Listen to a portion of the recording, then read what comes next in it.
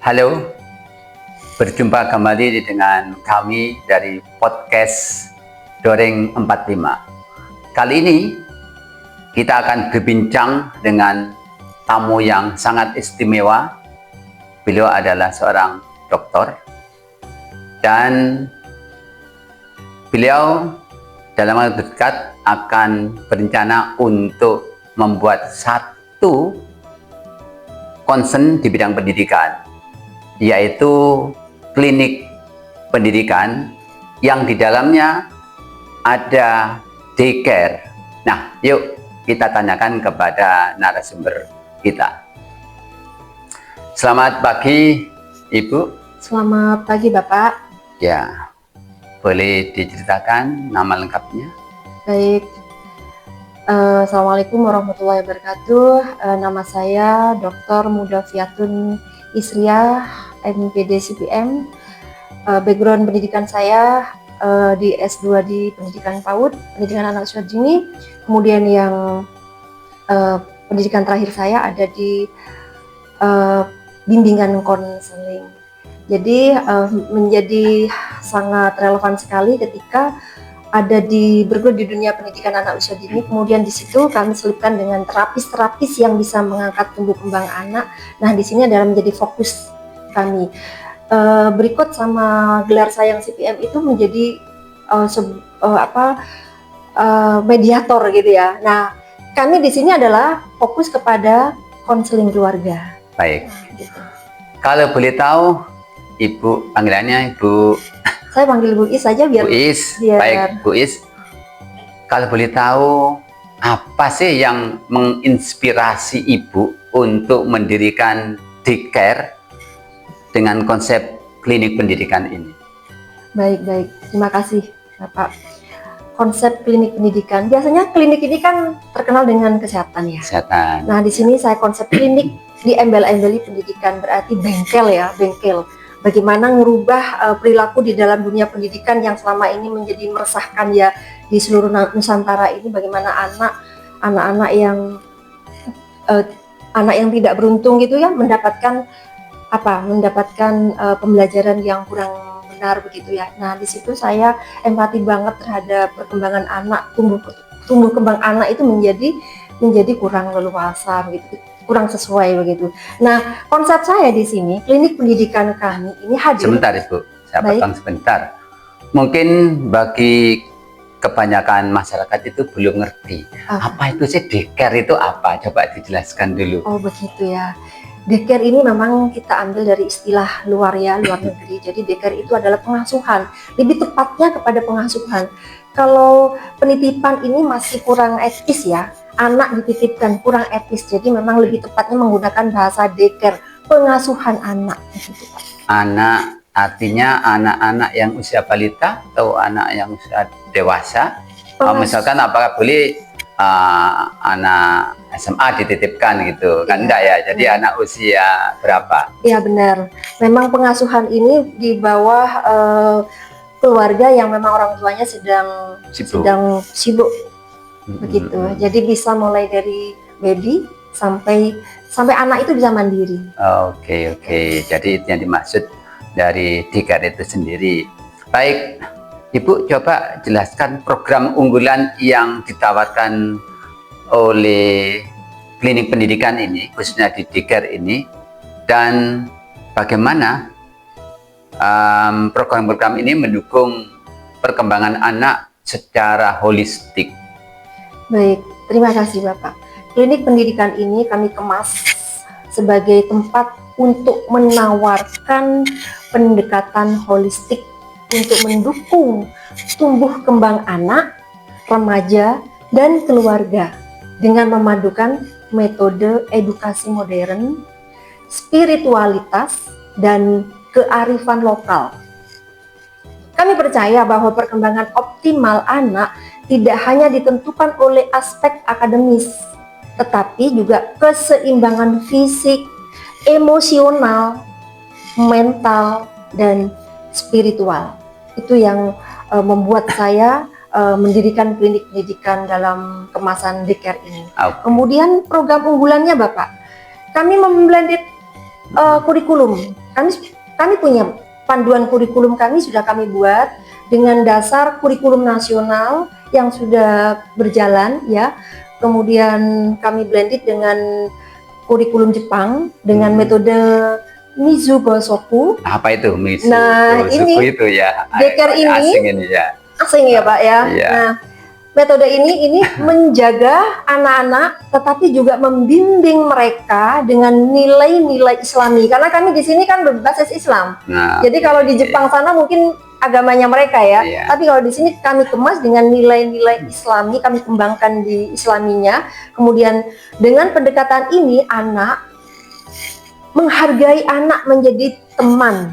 Anak itu kita menjadi teman, sehingga keunikan anak itu bisa bereksplor. Keunikan anak itu masing-masing itu berbeda, dan kami mengadakan layanan khusus terhadap keunikan-keunikan ini. Bisa anak menjadi anak yang istimewa, bisa anak yang memang bagian, ada yang terkenal dengan istilah tantrum. Nah, ini kami layani dengan masing-masing Bapak. Jadi spesifikasi ini kami lakukan dengan pendekatan Mizugosoku. Baik, jadi Ibu yakin bahwa metode yang dari Jepang tadi itu ya, Ya. Mizugosoku ya, itu adalah sebuah metode atau pendekatan dalam pendampingan anak, ya. Ibu yakin bahwa metode inilah yang bisa memastikan anak-anak itu mendapatkan stimulasi yang terbaik sesuai dengan usia mereka. Iya, kami sangat memastikan karena tahapan-tahapan itu sudah kami rancang. Jadi kegiatan harian-harian itu kita mengikuti langkah-langkah metode dari Jepang ini. Kemudian ada metode lagi yang saya blended dari Amerika, Pyramid Learning. Nah, kalau yang dari Jepang ini adalah anak-anak itu tumbuh dalam lingkungan yang menghargai keragaman. Oke. Jadi anak itu hidup secara sosial dan menghargai keragaman, Pak.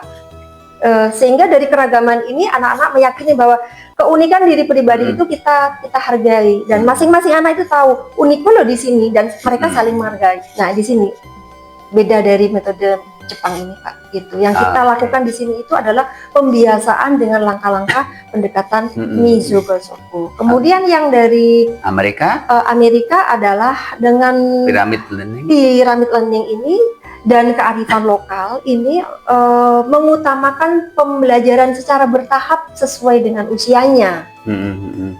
Jadi piramid, mulai dari stimulasi sensorinya, penguasaan kognitifnya, dan kemudian kita blend dengan kearifan lokal karena anak itu berangkat dari beda-beda budaya, beda-beda didikan dari orang tuanya. Nah, ini kita cakup di sini, kita hargai itu perbedaan itu, dan kita lakukan sesuai dengan budaya anak masing-masing secara piramid learning. Itu yang kami konsep. Baik, paparannya tadi sudah sangat bagus sekali, dan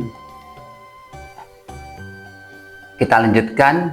Sudah barang tentu dalam menjalankan Deker ini itu tidak akan seperti di lapangan ya, seperti teori ya, sehingga pasti akan banyak tantangan. Nah, kalau boleh tahu tantangan terbesar dalam menjalankan Deker ini kira-kira apa? Iya, betul sekali Bapak, terima kasih. Kami di sini mengenalkan kepada masyarakat, biasanya emak-emak itu suka sama modus begitu ya Pak ya. Jadi di sini kami fasilitasi dengan terapis ya, terapis anak. Jadi ini yang memang jarang ada ketika anak itu sedang kita melakukan kegiatan, kemudian apakah anak itu merasa capek atau anak itu bad mood begitu. Nah, ini yang tidak itu hampir banyak dilupakan sama coach-coach itu ya, sama guru-guru begitu ya. Nah, ini kami memberikan layanan baby spa Pak di sini. Jadi di sini sifatnya mungkin sebulan 1 kali gratis gitu loh.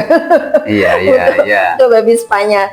Kemudian selanjutnya begini Pak, tantangan saya ini merasa saya itu punya kekuatan yang lebih dari rasa saya ini ketika saya melihat tumbuh kembang anak di luaran sana itu memang kurang menikmati masa pendidikan. Katanya sekarang ini kan kurikulum merdeka ya Pak ya. Anak-anak ini masih belum merdeka, tapi kenyataannya orang tua itu memang ketika anak itu menginginkan sesuatu masih belum memberikan layanan yang baik.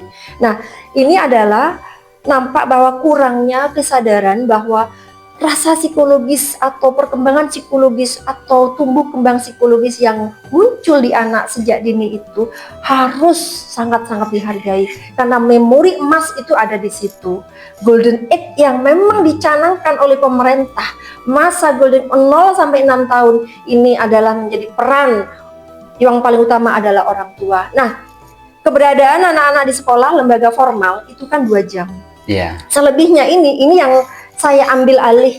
Ketika selebihnya ini anak-anak biasanya pergi ke les. Nah, di tempat penitipan mereka itu masih belum terukur ya di Kabupaten Lumajang gitu ya.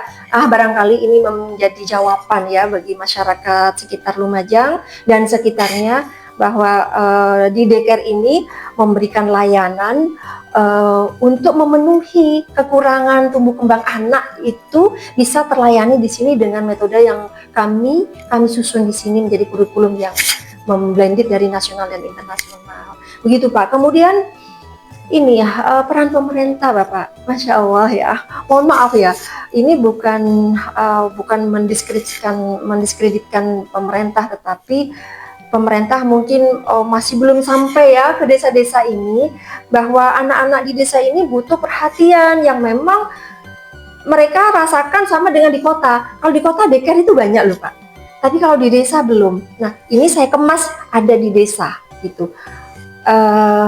Peran pemerintah, monggo. Ketika saya ada di desa, bisa membantu, bisa mengkolaborasikan antara teori dengan harapan-harapan yang kami mau tumbuh secara alamiah, secara pribadi setiap hari. Nah, ini disampaikan di dalam daycare ini secara terstruktur begitu loh Pak. Baik. Gitu. Apa sih visi daycare ke depan ini, dan bagaimana Ibu melihat peran dari daycare pendidikan ini dalam ikut membangun generasi muda ya, khususnya dalam menyongsong Indonesia Emas tahun 2045? Ya, Masya Allah, terima kasih Bapak. Visi kami adalah menjadi lembaga daycare dalam ranah klinik pendidikan yang unggul. Jadi unggul di sini, unggul dalam hal bagaimana anak punya agama, punya budaya. Ini runut dengan kegiatan yang kami sajikan, karena kami membangun teori, membuat kurikulumnya itu buat sendiri yang disesuaikan dengan kebutuhannya Pak. Jadi visinya ini kita tidak hanya sekedar kita menjadi generasi emas bagaimana harapan di tahun 2045 Pak, tapi kami susun dari sini anak menjadi anak yang mandiri, berkarakter Islami, kreatif, dan mengikuti langkah-langkah yang dilakukan oleh metode yang sudah berhasil dilakukan di Jepang dan Amerika dengan memuat budaya lokal anak masing-masing. Itu yang kami inginkan Pak. Oke, yang terakhir Ibu, apa sih harapan Ibu ya dalam menjalankan daycare ini ke depan, baik kepada masyarakat maupun khususnya kepada pemerintah? Baik, yang jelas daycare ini berharap supaya bisa tumbuh dan bisa diterima di hati masyarakat, terutama masyarakat sekitar Tempe, Kabupaten Lumajang dan sekitarnya, agar kami selama mendampingi anak-anak di sini dengan giat metode yang kami blended, yang kami susun, ini menjadi anak yang tumbuh kembang, anak-anak secara holistik, mengutamakan kesejahteraan fisik, kesejahteraan mental dan spiritual. Karena kami yakin anak-anak memiliki potensi dasar, dan tugas kami di daycare ini adalah membantu mereka mewujudkan apa yang dimiliki oleh masing-masing anak secara berkarakteristik. Sahabat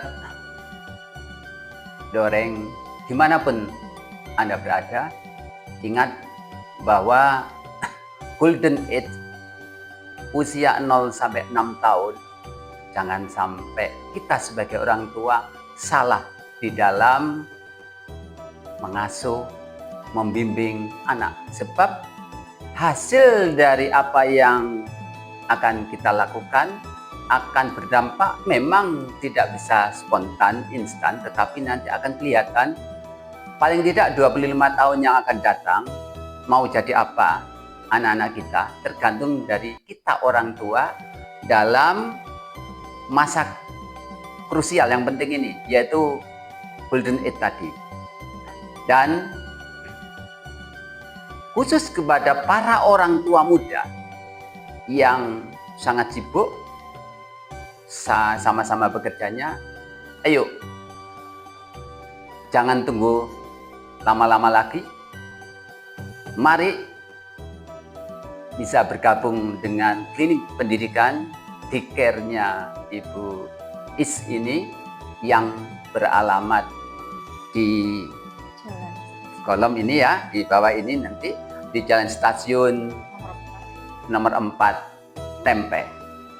Jangan lupa sekali lagi manfaatkan kesempatan emas ini mumpung ada promo. Baik, saya Dodi dari podcast Dorang 45 mengucapkan terima kasih sekali lagi kepada narasumber kita, Ibu Dr.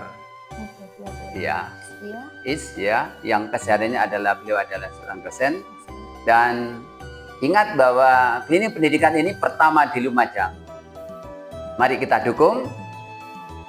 Dan terima kasih.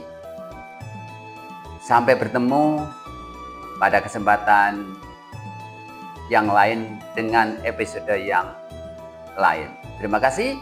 Assalamualaikum warahmatullahi wabarakatuh. Waalaikumsalam.